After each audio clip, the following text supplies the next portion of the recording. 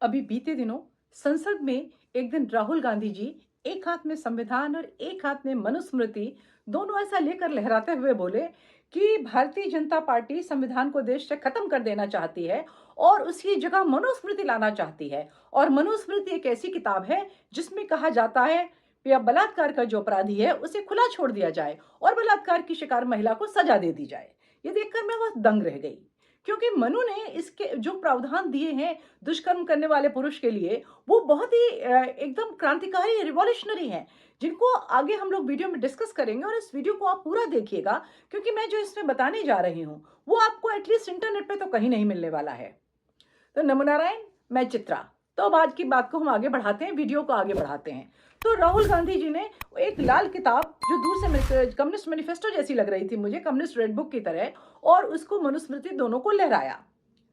अब राहुल गांधी जी कुछ भी कर सकते हैं, उनको तो कोई नहीं रोक सकता। लेकिन मुझे पता चला कि एक जगह इनकी पार्टी ऐसे ही संविधान बांट रही थी, तो संविधान जब खोल के देखा उसके अंदर से सारे पन्ने खाली थे, पूरा खाली था।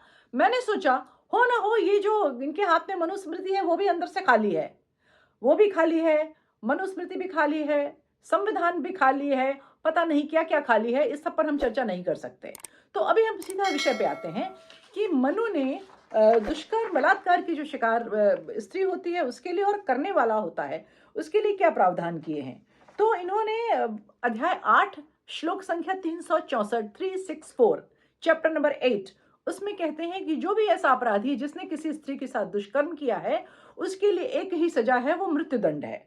तो उसके बाद फिर श्लोक संख्या 372 372 अध्याय 8 आगे वो कहते हैं कि जो रिपीट ऑफेंडर होते हैं, जो ऐसे काम में एक से ज्यादा बार पता चला उन्होंने कर दिया और वो पकड़ में नहीं आए थे, ऐसे लोगों को एक लोहे का प्लेटफॉर्म हो जिसके नीचे लकड़ियां रख के आग लगा दी जाए और उसमें उस आदमी को बांध दिया जाए और वो प्लेटफॉर्म गर्म होता रहेगा और उसकी गर्मी से वो अंत में मरेगा।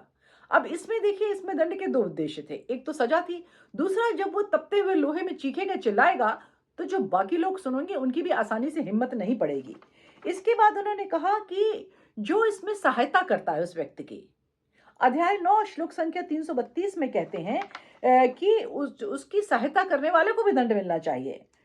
उसके बाद वो कहते हैं कि अगर कोई स्त्री उस कन्या को, लड़की को, औरत को, स्त्री को जिसको बहला फुसला कर ले आती है और यहाँ फंस जाती है वो, तो ऐसा करने वाली जो स्त्री, मतलब वो भी बलात्कारी की सहयोगिनी हुई, तो अब चूंकि मनु स्त्रियों को मृत्युदंड कभी नहीं दे रिकमेंड करते हैं, तो उस ऐसी स्त्री के लिए कहते हैं कि इसके बाल मोड़ दो, इसको गधे पे बिठा के पूरे शहर में घुमाओ। उसके बाद आगे वो कहते हैं कि अगर किसी को धोखे से कोई ले जाता है, मतलब जैसे अपना आइडेंटिटी चेंज करके या कुछ भी करके, या उसको नशे में ले जाता है और उसके साथ शारीरिक संबंध स्थापित करता है, ऐसे आदमी को, या अगर कोई औरत मना करे कि मैं इंटरेस्टेड नहीं हूं तुमसे, औरत अगर कहे मैं तुमसे बात नहीं करना चाहती फिर भी वो बात करे, उसका साड़ी का पल्लू छू दे, तो श्लोक संख्या 225 225 अध्याय 8 में, और इसी के साथ साथ और श्लोक श्लोक भी हैं जिनमें वो कहते हैं ऐसी सभी चीजों में भारी आर्थिक दंड होना चाहिए और देश से निकाल देना चाहिए। उसके बाद अब बात आती है कि जो लड़की के संग ऐसा हुआ उसका क्या किया जाए। अब देखिए, जो 56 देशों वाली सभ्यता की तरह हमारे यहाँ उस लड़की को पत्थर मारने का कतई रिवाज नहीं है, ना उसकी गवाही नहीं मानी जाएगी, ऐसा होता है। इसमें मनु ने दो बहुत ही, जिसको मैं तो कहती हूँ क्रांतिकारी जो हैं, अगर आज के समाज में वो मान लिया जाए तो समाज का मतलब एक बहुत बड़ा क्लेश खत्म हो जाए।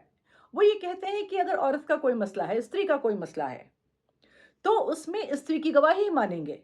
मतलब कि उसने, और स्त्री ने कहा कि मेरे साथ इसने बुरा किया, अब वो और उसके साथी कह रहे हैं नहीं हुआ, तो वो कहते हैं नहीं, जो महिला है, महिला का मसला महिला ही समझेगी, उसकी गवाही लाओ और उसकी हम मान लेंगे। मतलब ऐसा नहीं है कि उसी की गवाही पे ही होगा, पर पुरुष की गवाही के मुकाबले महिला का अगर कोई मामला है तो महिला की गवाही को ज्यादा इंपॉर्टेंस दी गई, क्योंकि वो ऐसा मान के चलते हैं कि एक स्त्री ही स्त्री के दुख को अच्छी तरह समझ सकती है। इसके बाद जिस स्त्री के संग दुष्कर्म हुआ, बलात्कार हुआ, उसका क्या होना चाहिए, उसके बारे में मनु ने और स्मृतिकारों ने भी एक बड़ी स्पष्ट राय दी है। उन्होंने कहा है कि जब उसको एक बार पीरियड्स हो जाते हैं तो उसके बाद वो वैसी ही हो जाती है जैसी वो पहले थी, और चाहे वो कन्या हो चाहे ब्याहता स्त्री हो। और उसके बाद अगर कोई उसको इस बात को लेकर सिंगल आउट करेगा, उसके संग कोई दुर्व्यवहार करेगा, तो वो भी सजा का भागी होगा। तो अध्याय 8 और 9 और 7 में इस ढंग के बहुत से प्रोविजंस हैं। औरतों के लिए उन्होंने और भी बहुत से प्रोविजन किए हैं। जैसे अगर प्रेग्नेंट औरत कोई जा रही है और नाव पार कराने वाला उससे पैसे मांगे, तो वो उसको दंड मिलता है। क्यों? ऐसी औरत को नाव पार कराने का पैसा आप नहीं ले सकते। यहाँ तक कि अगर 4 लोग खड़े हैं और वो 5वें नंबर पे लगी है, नाव में 3 ही लोगों के बैठने की जगह है, तो वो जो अगर प्रेग्नेंट लेडी है, तो उसको वहाँ पर प्रायोरिटी दी जाएगी, बिठाया जाएगा।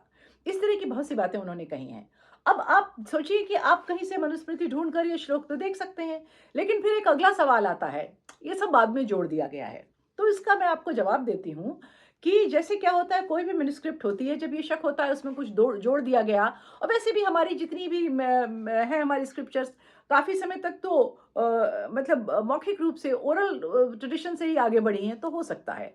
ऐसी स्थिति में क्या होता है कि बहुत जो विद्वान लोग होते हैं विषय के, और ऑफ कोर्स संस्कृत के भी, वो बैठ के उसको देखते हैं, बहुत गहराई से उसको एग्जामिन करते हैं, और उसका जो नरेशन का फ्लो है, उसमें जो हिस्टोरिकल चीज़ें दी हैं, जो लैंग्वेज है, उसके हिसाब से देखते हैं कि ये क्या इसमें ठीक है और क्या इसमें बाद में जोड़ा गया है। तो जिस मनुस्मृति के जिस संस्करण से मैं आपको उदाहरण दे रही हूँ, कोट कर रही हूँ, जिस एडिशन से मनुस्मृति के मैं आपको अध्याय और श्लोक नंबर बता रही हूँ, वो जो है ऐसा ही क्रिटिकल एडिशन है, जिसको किसी हिंदुस्तानी ने नहीं किया है। उसको एडिट करके क्रिटिकल एडिशन निकाला है अमेरिका की एक बहुत बड़ी यूनिवर्सिटी के बहुत प्रख्यातकार हैं, संस्कृतिस्ट हैं, जिनका नाम है डॉक्टर पैट्रिक ओलिवल। उनकी ये किताब है, जिसको कि आप नेट पे ढूंढ भी सकते हैं, आपको पीडीएफ मिल जाएगा।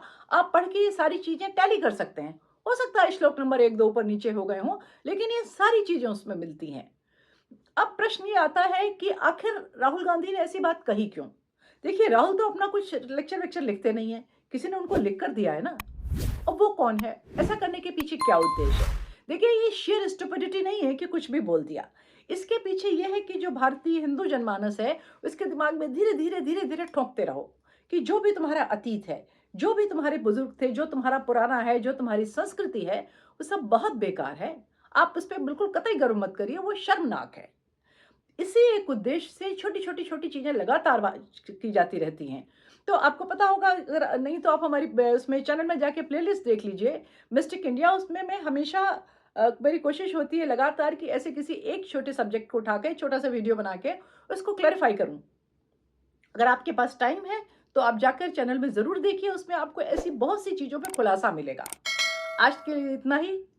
बाकी फिर किसी और वीडियो में मुलाकात होगी, तब तक के लिए नमस्कार।